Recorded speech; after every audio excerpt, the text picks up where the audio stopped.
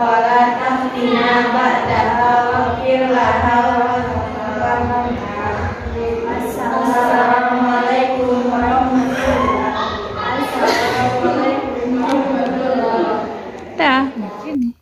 Hai, assalamualaikum warahmatullahi wabarakatuh. Selamat malam, back to my channel Tuti Suryati. Apa kabar semua teman-teman? Dalam keadaan sehat walafiat, berkah rezekinya dan bahagia. Teman-teman, kali ini saya akan berbagi tentang tata cara atau praktek ya, ujian praktek tentang fikih, yaitu tentang pemulasaraan jenazah ya, yang dimana dilaksanakan oleh kelas 12 MA ya SIPA ya teman-teman, ini murid-murid saya.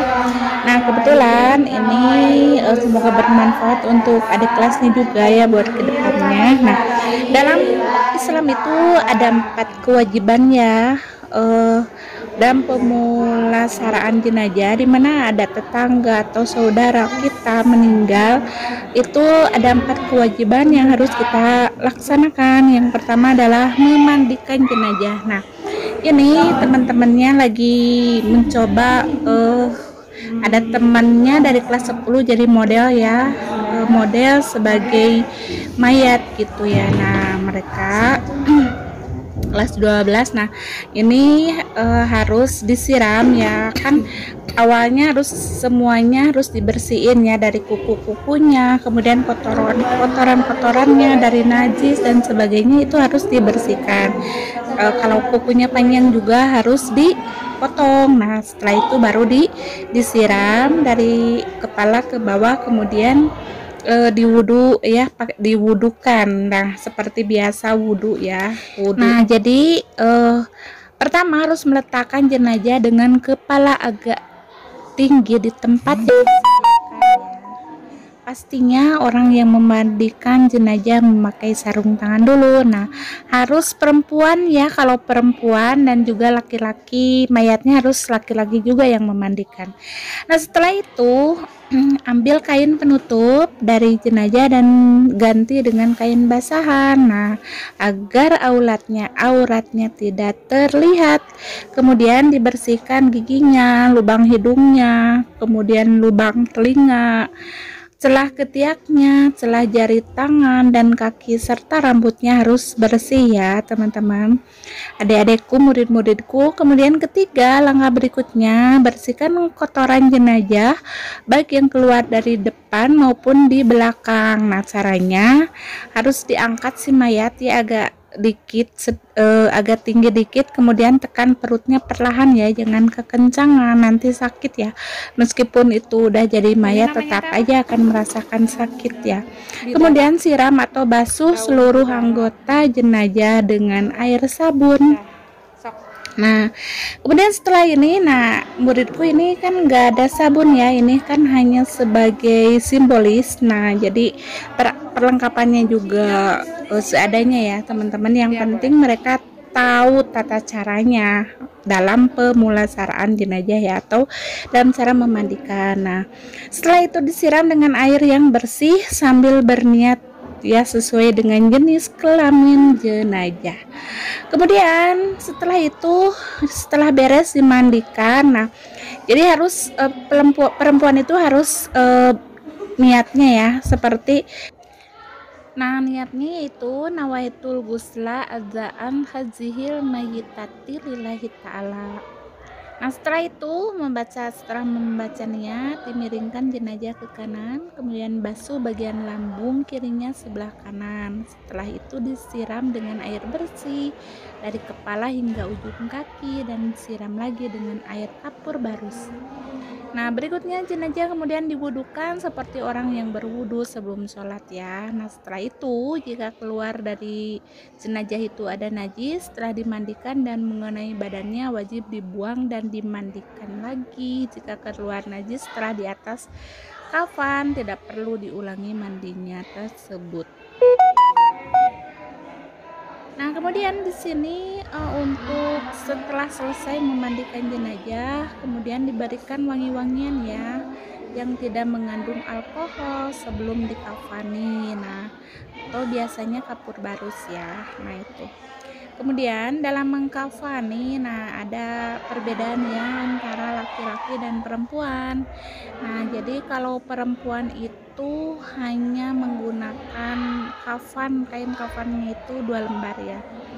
Itu juga kalau udah ada lembaran untuk penutup auratnya dan kerudungnya. Nah, kalau laki-laki itu 3 lembar ya. Nah, kemudian ada talinya biasanya 3-5 tali ya, diletakkan di paling bawah kain kafan. Kemudian disediakan juga kapas yang sudah diberikan wangi-wangian yang nantinya diletakkan di anggota badan tertentu, contohnya di ketiak yang mengeluarkan bau ya, kemudian di hidung biasanya dimasukkan kapas. Nah, seperti itu. Nah, kemudian di sini mereka ya, murid-muridku lagi mempraktekkan caranya ya. Nah, kemudian letakkan kapas yang sudah diberi wangi-wangian tadi di tempat anggota tubuh seperti wanita dan juga laki-laki. Ini guys, dulu mayitnya badan jenazah antara pusar dan kedua lutut. Kemudian pasangkan gamis berikut kain kerudung. Untuk perempuan itu ada tambahan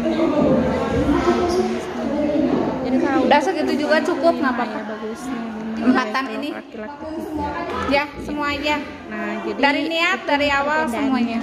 nah setelah itu baru udah selesai dimandikan ya, kemudian dikafani, kemudian disolatkan. Nah, yang pertama yaitu niat sholat ya, sesuai dengan tata caranya, berniat. Yang kedua berdiri bagi yang mampu dan gak ada sujud dan ruku ya. Kemudian melakukan 4 takbir. Nah, setelah takbir pertama jadi membaca surat Al-Fatihah.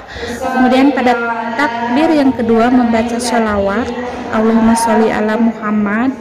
Takbir ketiga membaca doa untuk jenazah ya.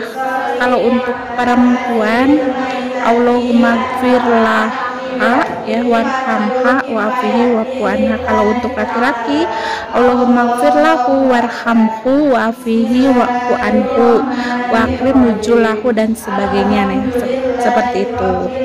Nah, kemudian setelah itu takbir keempat membaca doa ya, doanya Allahumma la tahrimna ajrohu wa la taftirna ba'dahu waghfir lana walahu. Nah, seperti itu.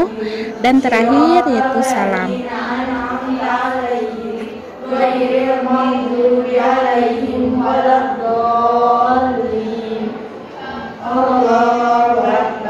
Allahumma sholli ala sayyidina Muhammad wa ala ali sayyidina Muhammad. Allahu akbar. Allahumma ighfir laha warhamha wa'afihi wa'fu anha.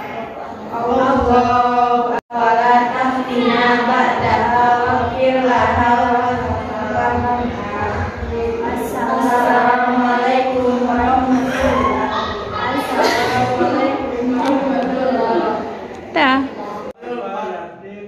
Nah, begitu ya tata cara ujian praktek kelas 12 ini tentang cara pemulasaraan jenazah ya. Semoga ada manfaatnya, terutama untuk adik kelasnya ya, patut dipelajari untuk tahun berikutnya, yaitu belajar ujian praktek tentang menghitung waris dan juga tentang pemulasaraan orang yang meninggal. Assalamualaikum warahmatullahi wabarakatuh. Sampai ketemu di video berikutnya.